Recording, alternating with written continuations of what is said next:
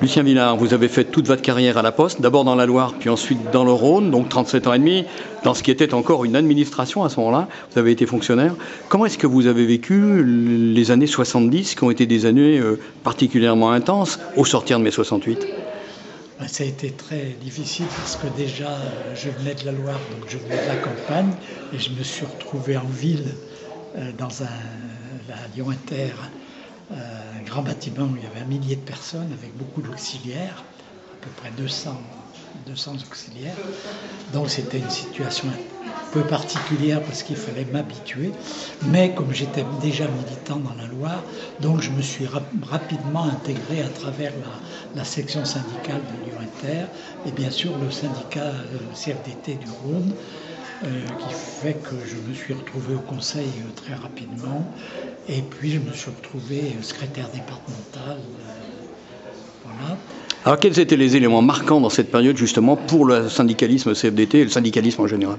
Les éléments marquants c'était justement, disons que ces difficultés déjà qu'on éprouvait à l'époque avec un auxiliariat très important et donc déjà la remise en cause du statut qui commençait à se faire puisque les auxiliaires étaient malheureusement pas dans le statut, donc aucune garantie de l'emploi, des salaires très bas.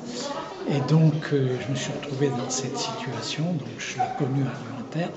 Et puis très rapidement dans le syndicat, j'ai connu un peu la situation aux chèques postaux qui était très difficile également. Tout le problème de la modernisation qu'on a vécu dans cette période.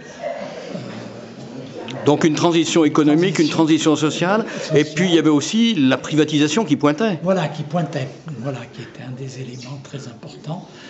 Et donc on s'est retrouvé très rapidement dans des conflits assez difficiles. Et très rapidement on s'est retrouvé avec le conflit de 1974.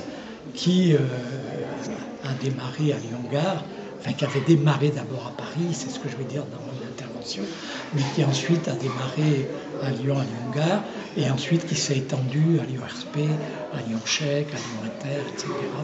Et donc très rapidement, c'est un mouvement qui a pris de l'ampleur, et ce qui fait que tous les jours, il y avait une manifestation et très rapidement on a organisé des meetings à la Bourse du Travail où on avait 3000 personnes qui étaient rassemblées et donc il fallait, face à ces personnes, faire des déclarations et donc on faisait des interventions très importantes à l'époque qui permettaient de présenter une analyse de la situation, des difficultés, mais aussi de l'intérêt de cette lutte, de la combativité et de l'intérêt aussi de l'unité d'action parce que c'est quand même grâce à l'unité d'action qu'on a pu garder justement cette mobilisation qui a duré quand même pendant 6 semaines et qui a pu se passer même s'il y avait des difficultés, notamment avec Force ouvrière et puis aussi au sein de la CFDT avec disons des syndicalistes plutôt anarcho-syndicalistes. Donc il y avait des divergences sur les modalités de l'action, sur la façon de conduire ce mouvement. Comment se sont vécus justement ces rapports? On était après mai 68, où il y avait déjà eu des divergences entre la CFDT et la CGT, bien qu'il y ait eu un accord entre les confédérations en 1966. Comment se sont vécus ces rapports CGT, CFDT dans ce département où il y avait des militants importants, dont un qui deviendra d'ailleurs secrétaire général de la Confédération, Louis Vianney? Bien sûr, Louis Vianney, oui. Mais finalement, sur le Rhône, ça s'est pas trop mal passé parce que le rapport, notamment avec la CGT, était assez bon. Et on avait même, à l'époque, ce qui était important, on avait des échanges de bureau à bureau entre les deux syndicats PTT. Et donc, ce qui nous a permis pendant le conflit d'avoir eu des rapports, disons, en intersyndical très bons avec la CGT, même si dans les sections, notamment à l'intérieur de la CGT, il y avait aussi des difficultés, notamment à Lyon-Gare, entre les militants PC d'un côté et ceux qui n'étaient pas au PC. Et donc, au niveau de la section CFDT, il y avait aussi des problèmes internes.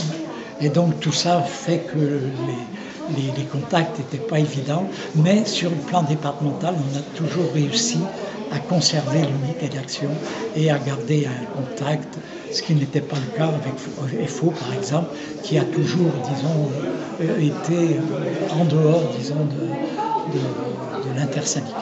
Ultime question, justement, est-ce que vous pensez que vos organisations respectives, aussi bien la CFDT que la CGT, ont progressé dans ce conflit, en se connaissant bien sûr, mais peut-être par les rapports qu'elles avaient, pour être au côte à côte pendant cette lutte qui a été longue? Oui, je pense que ça a été important, justement, ce qui n'existait pas dans tous les départements en France. Et ça a été important pour nous, ces contacts permanents et ces rapports qui ont fait que le conflit s'est déroulé dans de bonnes conditions, malgré les difficultés. Et donc, ce qui a permis d'animer le conflit, de l'organiser, de faire qu'il dure, quoi. De faire qu'il dure, voilà, de le faire. Parce que ça aurait été dommage que ce conflit parte en quenouille. Alors que là, on a pu, jusqu'au bout, notamment au moment de la reprise, eh bien, faire que ça se passe dans les meilleures conditions possibles pour qu'entre les gens, il reste quand même quelque chose de très positif de cette lutte, de ce combat. Ultime petit codicile, vous avez participé avec d'autres militants à des formations au marxisme qui émergeaient ici dans la région Rhône-Alpes. Est-ce que justement le fait d'avoir eu ces formations vous ont aidé à mieux comprendre des militants qui eux pratiquaient la ligne marxiste, qui étaient les militants du Parti communiste et de la CGT? Oui, je pense que ça a été très important, enfin, pour moi personnellement, mais aussi pour les autres militants, parce que ça nous a aidés pour analyser la situation et pouvoir expliquer ce qui se passait nationalement, la politique du gouvernement, ce contre quoi on s'affrontait, disons, puisque les revendications qui étaient posées trouvaient un blocage face à un gouvernement qui ne voulait absolument pas remettre en cause sa politique et donc qui du coup bloquait les négociations.